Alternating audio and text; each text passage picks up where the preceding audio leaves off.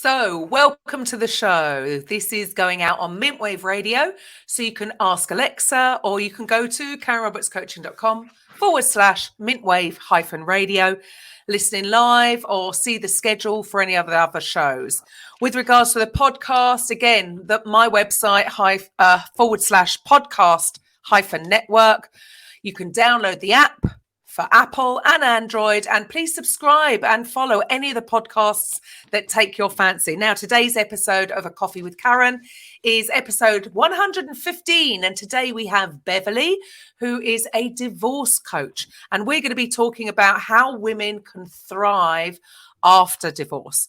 Now, I'm your host, Karen Roberts, and we provide a platform for coaches or therapists, healers, to get their message heard to the people that need to hear it. Now, as owners of Mintwave Radio and the Raising Vibrations podcast network on Podbean, we also have a directory, so come and find the right fit for you. What do you need right now? So today, thank you so much, Beverly, for being here today. Now, we know that you're a divorce coach, a podcast host, and a woman on a mission, that you want women in divorce to feel confident, strong, intelligent, and beautiful so they can live the fabulous lives they were meant to. And as a divorce coach, Beverly provides knowledge, support, and insight to help women going through the emotional challenges of divorce. So welcome to the show, Beverly. Hi, Karen. Thank you so much for having me. It's a great honor to be here. Awesome. And can you share so we've just read a little bit about of what you do, but if you'd like to share with the audience, maybe share a little bit of your story. How did you come to be doing what you're doing right now? Absolutely. Well, I grew up in a home that gave me everything materially that I could want, but didn't know how to foster self-worth and self-esteem. So I grew up thinking I needed to achieve to get attention that would give me the feelings of self-esteem and self-worth. But in reality, no amount of attention was going to fill that hole because it wasn't taught to me early. And that's no criticism of my parents because they weren't taught that either. So it was passed down from generation to generation. And one of the things I want to do is break that chain. So what's happening when you have this need for attention is that you gravitate to the people you think will give it to you. So I had a life of failed marriages, toxic relationships, toxic professional relationships, and multiple divorces and domestic violence of a number of forms.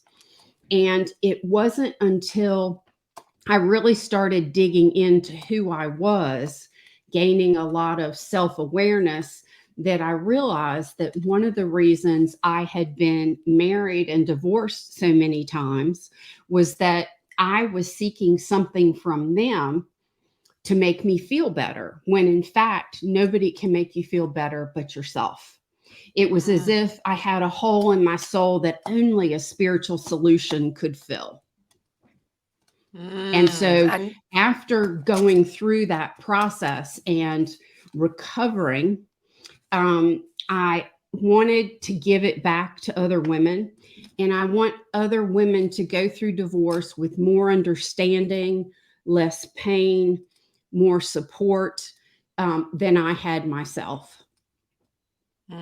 So it's a natural progression, which we hear so often, that it is through our own healing journeys that for many people, it is the natural next step. Because if you've overcome certain challenges, whatever those challenges are, you know, it's natural because now you have the tools, you have the knowledge, and you want to get out there and share it with the world so that they don't suffer as you did. Is that the case with you?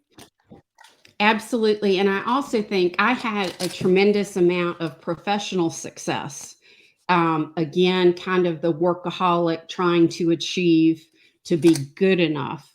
And I think that through that, I learned that people thought I was together on the outside and confident and successful, but on the inside, I was still dying. I was still, feeling less than, feeling small. And what I've learned is that 79% of all women don't feel confident, and 1 out of 2 don't feel beautiful. And if you add to that, on top of that, the process of divorce and how it destroys your self-esteem and self-worth and reduces your self-care and changes your life, if you don't get help in dealing with that, particularly emotionally, you're destined to repeat the same mistakes over and over, or live a life of resentment and misery. Mm. And that, I mean, those stats that you just said, I just want to go back over because Mhm. I think it took me a while to to actually process that, because Yes, the very numbers alarming. seemed, they are incredibly alarming. 79%, did you say? 79% of women don't consider themselves beautiful. Excuse me, don't consider themselves confident. Right, 1 out of 2 women, or 50% of women, don't consider themselves beautiful. right. So 4 it's out of every 5 women consider themselves less than other women. And 65% of women don't consider themselves intelligent. That is an absolute tragedy. And that's why I wanted to do something. wow. So it all starts from within and Mhm. how we feel about ourselves, as opposed to the persona that we may be portraying to the world. So, I mean, that's Absolutely. just such that's quite scary statistics. And where do you think this is coming from? Like you just said earlier, um, this isn't to blame Mhm. parents and how they bring up their kids, and as you said, we do tend to repeat Mhm. certain things, or certain things we say to our children. I can remember when my children were younger thinking, where did that come from? That's Yeah. something my mum would have said to me, because we do things on autopilot. So Mhm. we're not talking about malicious intent here. Obviously some Exactly. people do go through that, but I'm not talking about that. I'm talking about the parents that are trying to help their children and Mhm. trying to bring them up but we don't know what we don't know. Right. So where do you think so many of these feelings of unworthiness, that women are feeling, where is it coming from? Where is it starting? Well, I think it goes back generations. And I think it starts with things like women, when we're little, boys were taught they could do anything and go out and run and jump and play. And we were told to sit back and, play with dolls or sew. We were taught as children to be seen and not heard. We were taught not to speak up and be assertive. I remember that when my daughter was in kindergarten and I raised both my daughters to be independent and assertive, the teacher came to me and said, she is going to survive great in the business world, but her behavior and her assertiveness does not fit at all in elementary school. So it shows you right there that we have to suppress who we are at a very young age. And then you add on top of it things like the ads about, the models and how skinny they are and what is beautiful. And I think one of the most dangerous things we do is we compare, because when I compare, I'm always comparing my insides to your outsides. And I'm always going to come up short because you're going to look good to me and I'm going to feel bad on the inside. So women Mm. tend to compare. We compete, we compare. And when I grew up professionally, women didn't help women. They were nasty to women and sabotaged other women rather than supporting women. Mm. Mm. Do you think things are changing now, or do you think things are still in that, which is, it's I suppose, they were maybe the pioneers, if you like. They had to make it in the male dominated arena. So, they were more using their more masculine energy, if you like, Yeah. and maybe felt, again, I'm sure, or I would hope that they weren't doing it again with the intent. It was probably unconscious, because they may have felt that they've got to fight to stay there. And they were coming at things from a very competitive mindset because of this male dominated arena. So maybe that had to happen to sort of open the doorway for women to go through. But now, do you see a change in the way and way things are? Well, I think I see the change among entrepreneurs. I see that entrepreneurs aren't necessarily competitive with each other, and they do help each other. I don't see the change in the corporate world. And part of that is, I think, because as you go up the ladder, there are fewer and fewer jobs for women. So in fact, they are competing for a job. And I think so I see it happening a little more. What the other phenomena I see is so many women talking about women should help other women, when in fact, when I look at it, I do not see that. I don't see, for example, women buying services and products from other women. I don't see women voting for other women.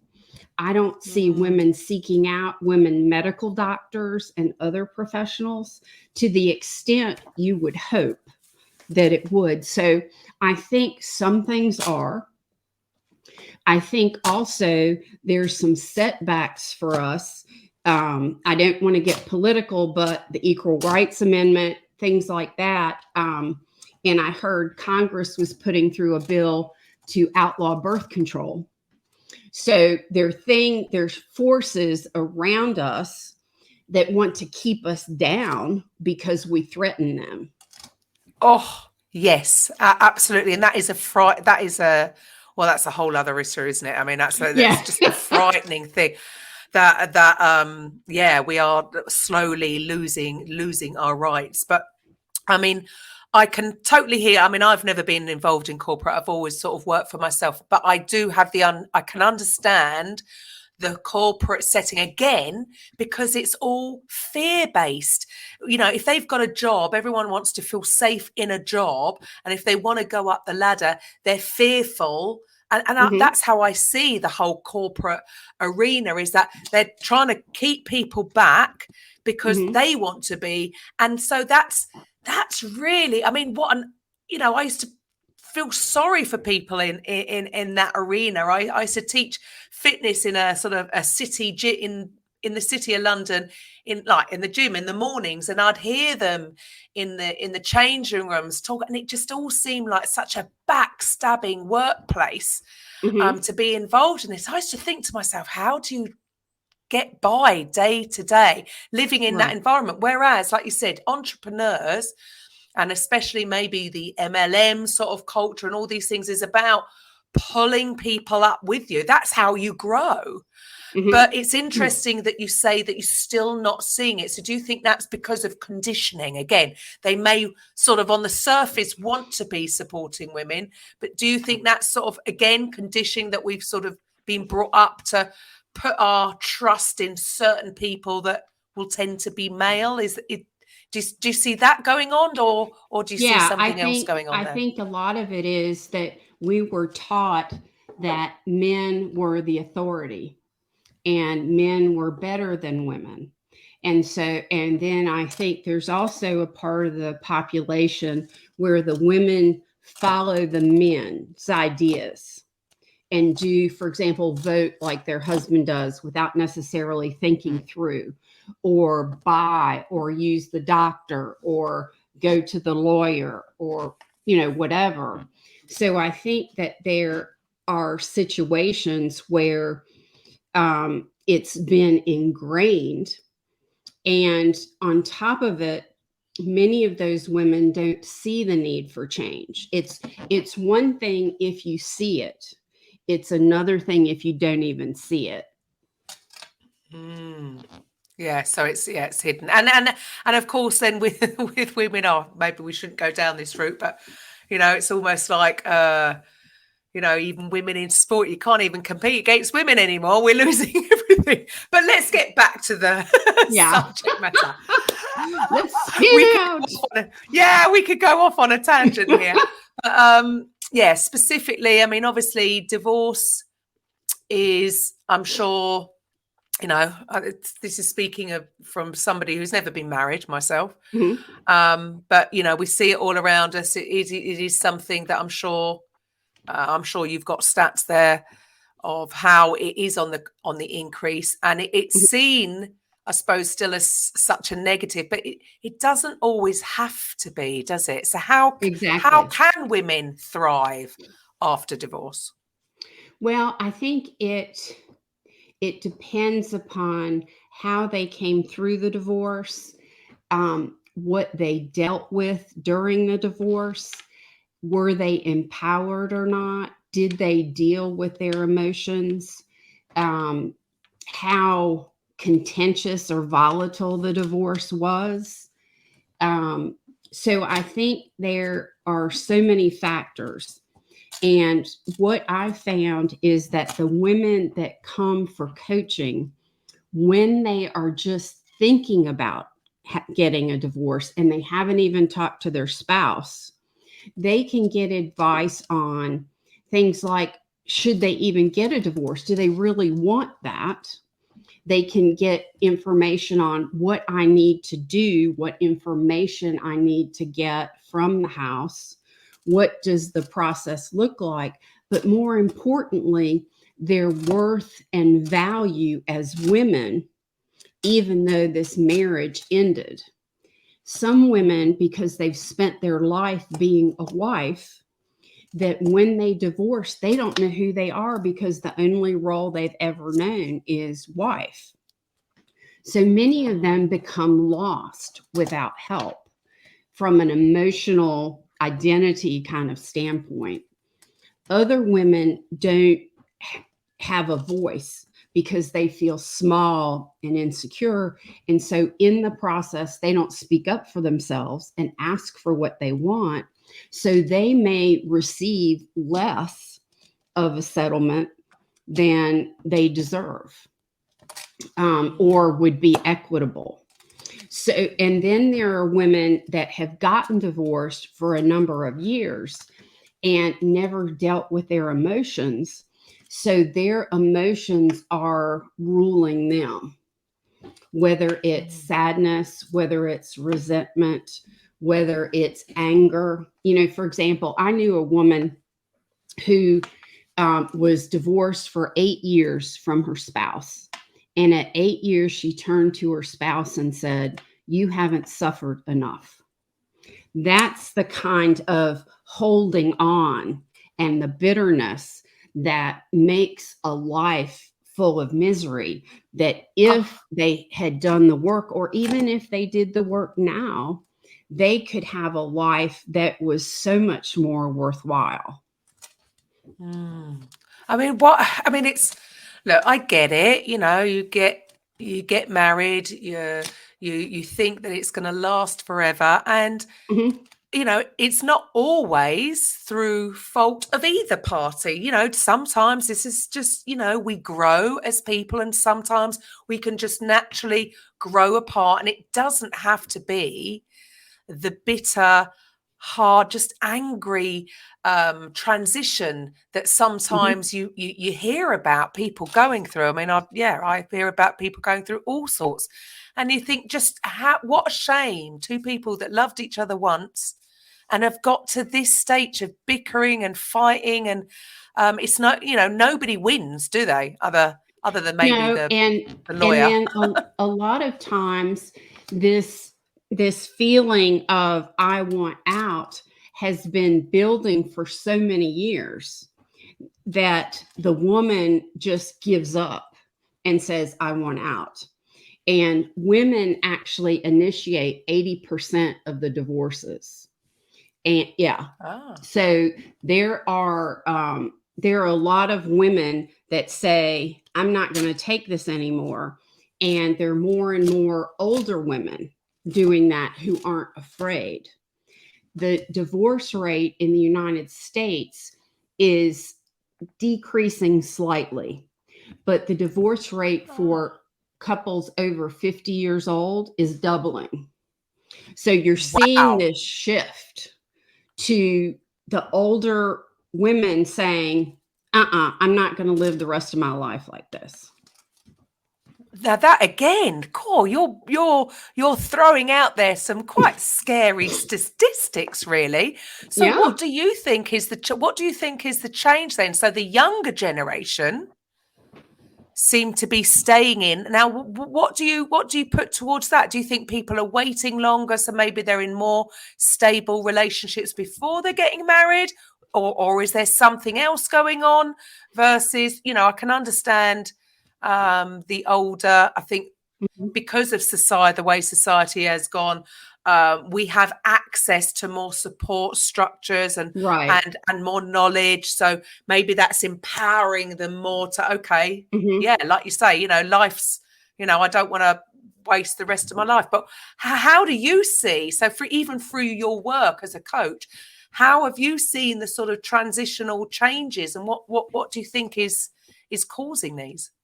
Well, I think a lot of millennials and younger generations are saying, I'm delaying marriage, or I'm not going to get married at all. Why do I need to get married? I don't want to go through what my parents did in divorce. They might tend to get their nourishment, if you will, from groups of friends. They may not feel the need to have this monogamous marital relationship. So that's causing the marriage rate to go down, which causes the divorce rate to go down. And then you have the older generation that more and more are divorcing. Some of it's mutual and amicable. Some of it's not. Some of the leading causes of divorce are they just grew apart. Some of it is they didn't get enough attention and support. Some of it's infidelity. Some of it's financial. So some of it's domestic violence. So there is, a pattern too of domestic violence in the older generation as well that has been kept secret for a long time. Yes, I can imagine. I suppose these days there is more awareness being brought to that. Yeah. I don't know how you found the timing of, the lockdown. I know we heard of a huge rise in abuse at home because everybody's at home instead of everybody being at work. So have you seen a shift with things going on from lockdown? No, I think the situation with domestic violence, first of all, is critical. 1 out of every 3 women has experienced some form of abuse, whether it's physical, verbal, mental, emotional, financial, many other types. But many women don't consider anything other than he hit me as abuse. So, but many of the experts in domestic violence say 1 out of 3, and some of them even say 1 out of 2. I know I went through a marriage with physical and emotional abuse, and I went through a marriage of mental, emotional abuse. So, and I'm not afraid to say that. And I think for generations, we were afraid to say that in many cases, because if you were still together, that would mean you would be hurt for telling. Yes, of course. Yes, of course. So yeah, so do you think that what's happening now is there is now a space for people, for women to, admit what's going on? I suppose there's so much, again, we put, as women, we put so much pressure on ourselves, don't we? We've got to have the perfect home, the perfect relationship. So sometimes maybe to admit that things might not quite be as they seem behind closed doors. Do you think that's what stopped people in the past from opening up and admitting that? Yeah. And also, I think many women in those situations have been, I'd call it brainwashed, to think they have no worth or no value. So they don't see any hope of a life outside of that. And so they won't leave. What I will say is, for any woman who's divorcing or not, who is in that situation and thinking of leaving, do not leave until you have a safety plan, because there's a tremendous amount of women harmed and killed when they try and leave. So you need to speak to someone who can teach you how to do that. There's a national hotline that I can send to you that you can give out afterwards in the show notes or whatever. But have a safety plan. And I've heard this before from they're a charity, I think, based in California, Expose, and she's doing a documentary about women. And I remember her speaking about, yes, it's so important to have an exit strategy, because so many more. Actually, I can't remember. I seem to remember when she explained the stats that actually I was quite horrified to hear the stats in the UK, because we always think things are worse in the States, right? Because they have guns and that. I mean, we have knife crime, and I don't know what's worse. But so in our heads, or maybe it's just me, my perception would always be it's going to be far more dangerous in America than it is in the UK. And I think the stats were the other way around. I was really quite, because you don't necessarily hear about it. So yes, I suppose for people, if they are in a specific, maybe more specifically a physically abusive relationship, it's not going to be as simple as just saying, I'm leaving. Yeah, it's the very beginning moment I start talking to a woman about divorce and divorce coaching. The first question I ask her is, are you in a situation of any kind of domestic violence, or are you afraid for your safety? Because that issue has to be dealt with first. And then we move on to help her through the process to understand, to learn new skills, to learn self-worth, and to move through the process. Right. And I suppose if it must be very difficult if they're, on their own, don't have family that are close by, or some kind of other support structure. So, for them to actually just, I suppose many, if they're not working, they don't have any independence, they might be thinking, well, how will I survive on my own? Which is, I think that's probably what sort of frightened me into never. Yeah. Well, I think also a pattern of abusers is to isolate that wife, to keep her away from her friends and family, so that he can kind of manipulate and control. So that's another phenomenon that goes on. But to change the subject, because it's been, kind of rough there. You had asked a question earlier about, is divorce always bad? And it is not. For many people, divorce and a new, different life is better than living in a marriage where you've been miserable, where you're not respected, where you're not loved, there's no affection, things like that. So, and sometimes, people stay married for children. And the question is, what does that teach children? How are you acting during that time? So in some cases, it is better. Obviously with domestic violence, it's better. But there are other situations that are much more subtle that it is a better alternative. Yes, and it doesn't have to be. I suppose, again, I can only go by my background. My parents, I never heard them row. We were brought up in a happy home. And so, they had just grown apart, and it was always very amicable. My father would come for Christmas Day and we'd all celebrate together, and then he'd leave in the afternoon. If ever we went out for meals as a family, because we're all sort of scattered, we'd all meet up. And, my mum would be there with her boyfriend and my dad would come too. And I suppose I had that advantage of seeing how it can be. Yeah. And so I used to look at people and think, why are you fighting over? Like, it doesn't have to be that way. It can all be friendly. It can all be amicable. There's no need. Why? What?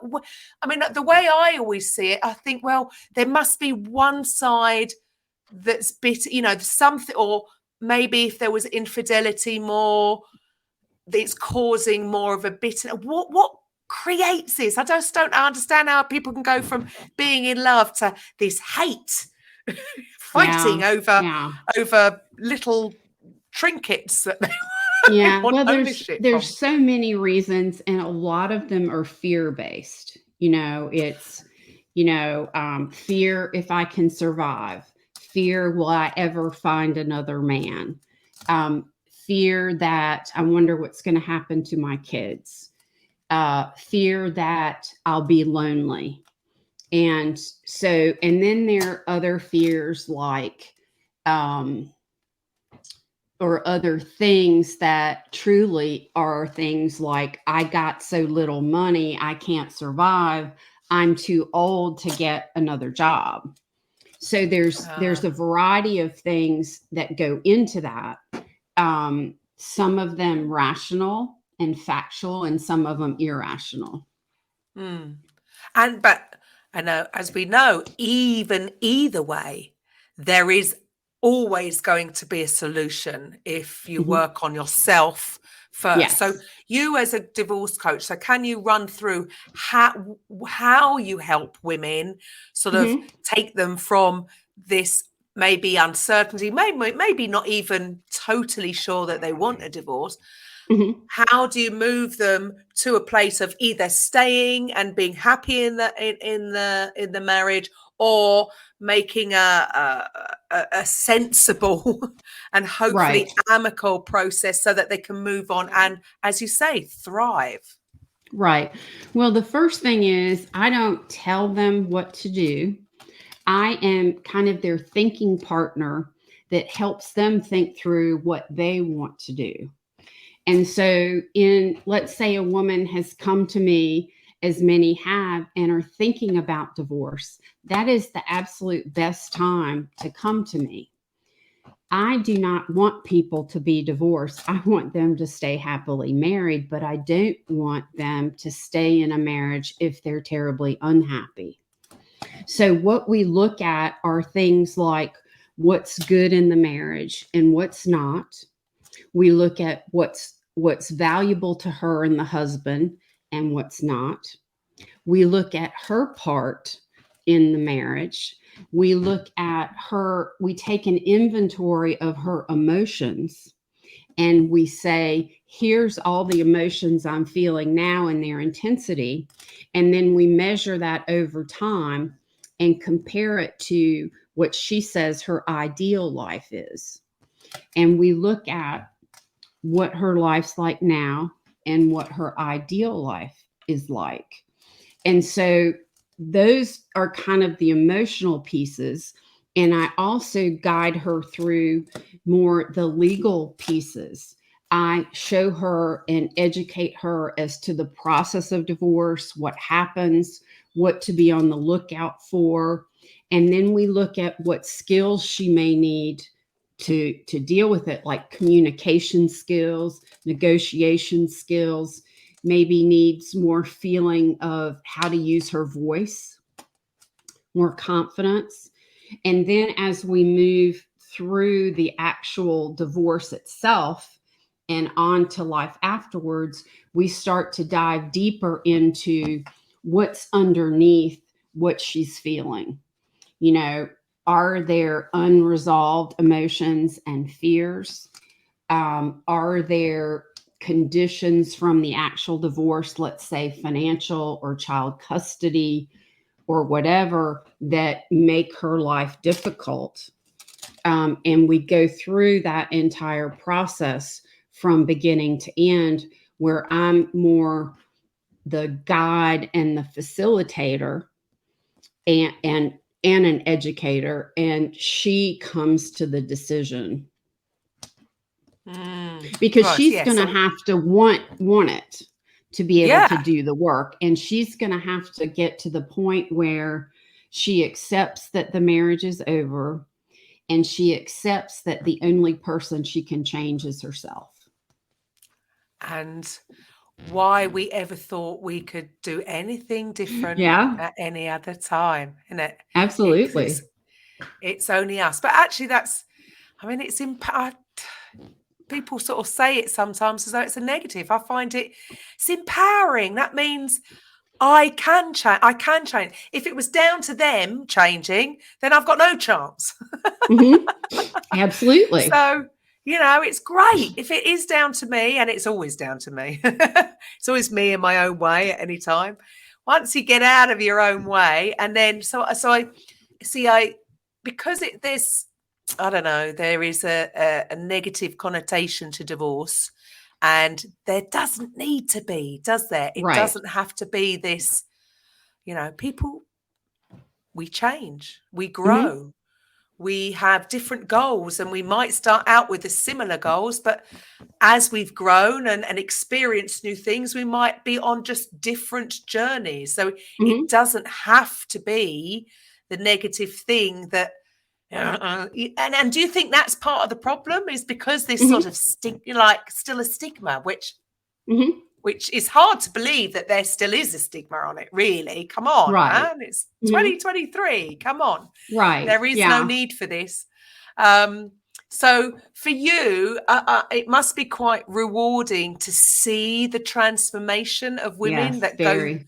through and coming out on the other end, when they actually Yes. really sort of understand It's themselves like better. their eyes light up and their face gets brighter, and they have an energy and a lightness that they didn't have before. Oh. So it's been, it can be sucked out of a person, can't it, over time? I Yeah. suppose it would depends how long they've been in where it's not fun. I mean, hopefully Hmm. everybody's had a enjoyed at some point at least, being married. But it's not always meant to be, is it? Right. So Nope. yeah. So with you, so how do you work then with people? So I know you've said before that ideally it would be better to speak to you before, Right. just to make, before you even say anything or do anything, because sometimes maybe just talking to you or even verbalizing it themselves, they might actually make the decision that actually, if we talk more and have more communication, we could actually save it. So is that Hmm. your sort of where you're looking at going? Yes. And there's actually cycles, because you can talk through that with a woman and she can come to that conclusion that she wants to go back. And then they try, and then she goes, nope, not going to work. And she comes back and then rethinks it and reprocesses it. But it's kind of a natural evolution of marriage to want to question it. So I don't think there's anything wrong with questioning whether you should be together or not. But I think that the downside is, if I rush through it, if I don't learn, if I don't look at myself, then I'm doomed to repeat the same mistakes over and over again and be attracted to the same men that I am over and over again. Yeah. So then what I'm hearing from you is, if they were to just go through it off the cuff, Mhm. they might get divorced, but then they're going to go and jump into another relationship, and they're going to find themselves in the same situation. So what you're saying is, by coming and talking it through, whatever decision they come to, even if they go back, just to almost check, Yeah. is there any way of saving it? Yeah. And I think that there's also an important distinction, because people say, well, what's the difference between therapy and a coach?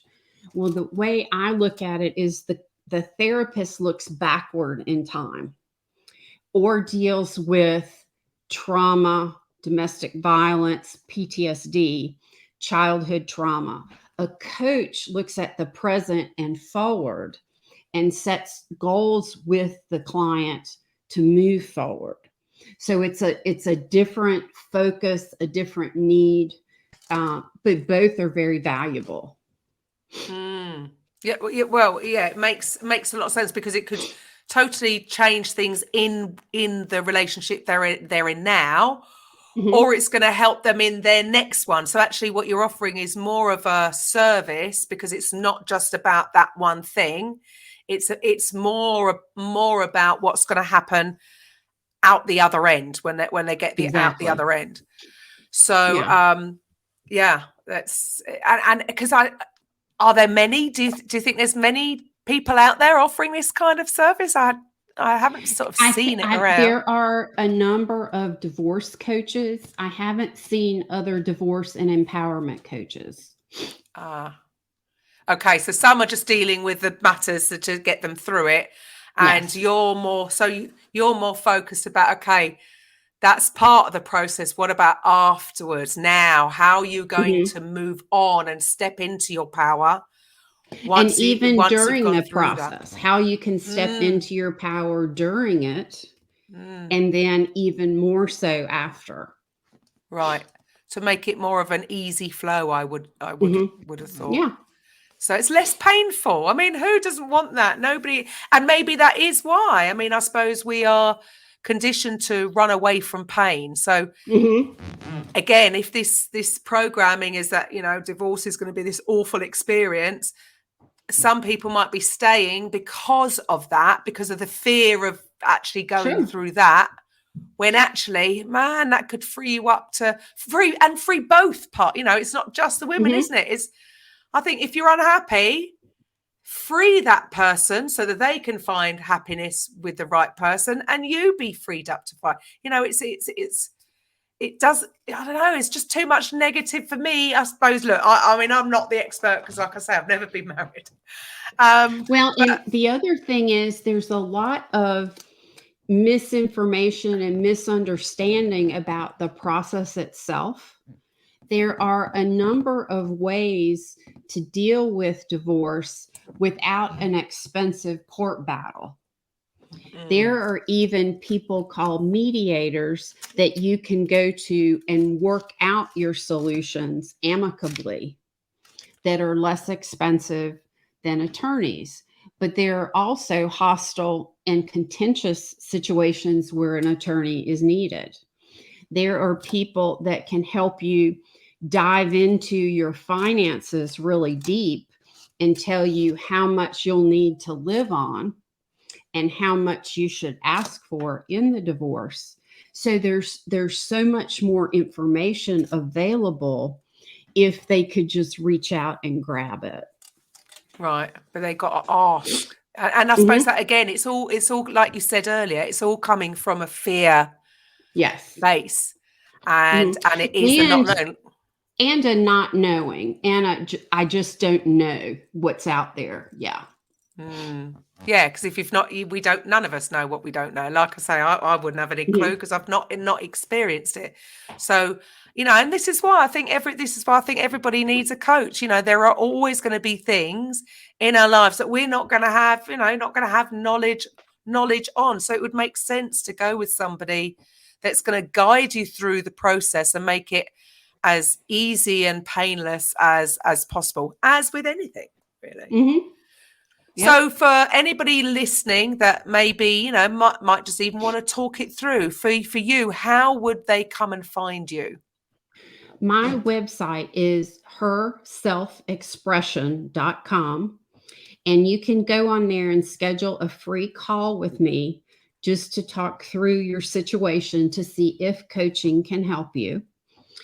Also, you can go in there to see my podcast and my blog and the communities that I've built for divorced women to get support.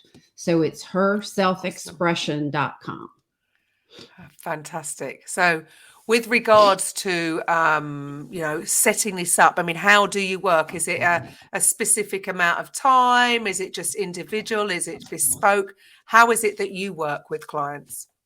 Well, I develop custom programs for each woman because each woman's situation is different. And my approach is all one-on-one. I don't do group coaching because I think it needs to be tailored to her. And I have different ways that I can approach it. For someone that's just considering divorce, it looks one way. And for someone that's going through the whole process, it's more of a longer term thing, generally at least 3 months, because I'm also looking at their behavior changing needs to stick for the long term rather than temporarily. That makes a lot of sense. And it's going to take time. Mm-hmm. I mean, I'm sure I don't know what the situation is there versus here. I have no clue. Right. I'm sure things are very different. But however, having said that, it doesn't matter where in the world you are, does it? No. As long as you're English speaking, I can help you. Right. Mm-hmm. Because regardless of the different laws are in, it's not really about that, is it? It's more about the whole process and how they feel. Mm-hmm. How the woman feels going through it, so that it doesn't have to be a struggle day to day. So what has been, do you have any, obviously without naming names, what has been the best transformation that you've seen, that what women can, some women can achieve coming out of what some people would see as a negative, but actually, even both parties end up totally thriving? Right. Well, I saw one woman who her husband and she spent years and years sitting on, he was in a reclining chair and she was on a sofa, and they never spoke. They never had intimacy. They had different rooms. So there was really no relationship. They were almost like two roommates passing in the night, but the difference was she kept shrinking. She kept getting smaller and smaller and losing herself. And so one of the things that she did was she looked at, was her life going to be better or worse if she left? And then the next step was what we needed to do to help her grow and look at her emotions, get self-awareness, and do the work. And she came through it thriving. She built a whole new group of friends. She does volunteer work. She dresses to make her feel good, have energy. And she has a positive outlook on life. So going from shrinking and essentially no support and no life to this new ray of sunshine. Wonderful. And that's possible for all. I mean, it's amazing. If they do the work. If they do the work. And are you talking about doing the inner work? Yes. And really going deep, not being afraid to look at your stuff. And that's the thing, I suppose, again, People want to avoid pain. We're built like that to avoid pain. So to be willing to do the work which is necessary to come through out the other end. And do you see that many people are just sort of, maybe not consciously, again, I'm not saying that, because everybody wants to heal, but it's a subconscious thing to come, I don't really want to go there. Well, think about the people in therapy or marriage counseling who go in and go, ain't going to do this. And I mean, it can be the same thing, that they're scared of it. They don't see the benefit of it. And a lot of times they've put such walls up between them and their feelings that they don't see how they need to go deeper. And then there are some people where, let's say the woman is a talented working woman, earns great money, had an affair, and she is relieved when the divorce happens. She's happy to be out of it and whatever. What can happen there is, because she feels better temporarily, she doesn't see the need to do the work. And then she will, down the road, all of a sudden these feelings will come up and she doesn't know why. So it is always going to be an unconscious response, because I suppose you're not going to get out of it. So maybe it's really accepting that I'm going to need help through this emotionally, because no matter what, I went into the marriage hoping it's going to last. It's not. It hasn't worked out, which is okay. But there's going to be some form of grieving type process. Exactly. To go through. And if you think you're going to get away with it, then you're kidding yourself. Is that what I'm getting? And it's much the same as grief, like death. But the difference is your ex is still alive, and you may have to deal with him. Let's say if you have child custody issues, you may have to deal with him. Whereas when death, you don't. So it's, so it depending on what your current circumstances, whether that's a good thing or a bad thing. Yes. Hopefully it doesn't have to be. Again, you maybe you need to partner up and have somebody helping the guy as well. so that it makes it just a whole. It doesn't have to be this awful process, because it's. Wait. Well, a lot of men go through similar things, but I just find that because of my experience, because I'm a woman, that I am better able to help women. Oh yeah, you're going to help women. I'm just saying that the man might need to be recommended to go get help too. Yeah. So that it's a win-win. It's a win-win. Stop the fighting, people. There's no need for it. Everything has a solution. Everything has a solution. Awesome. So, well, thank you so much for your time today. It's been an interesting conversation. But again, we went all the way around. We went all the way around, but we ended up there. We naturally avoid having these conversations because it's not happening, and actually we need to be having these conversations so that people out there do realize that they're not alone, and that there is help, and that there is support, and it doesn't have to be this story that they might be creating in their own minds of how horrendous it's going to be. Get help. Why do you think women it's almost, again, we're conditioned to not ask for help because that's a sign of weakness, or that means we failed in some way. But again, we need to get that message out there that no, that's not the case. There's nothing wrong in asking for help from the right people. Maybe not your best mate who doesn't like him anyway. That may be not the best way to do it. Exactly. Yeah? Get somebody that's not involved in any way. Get and getting help to actually thrive through it. So, yeah, thank you for your time. And to the rest of the listeners, it's been a pleasure having you.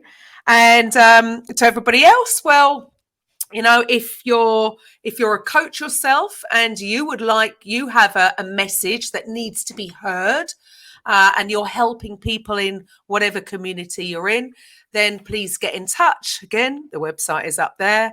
And for everybody else, then I will be back. Well, I will be back tomorrow with a coffee with Karen. So bye for now. Bye-bye, everybody. Coffee with Karen podcast, a weekly chat show discussing everything from holistic health to current affairs from a mental, physical and spiritual perspective. Get your weekly cup of positivity with a sprinkling of woo-woo.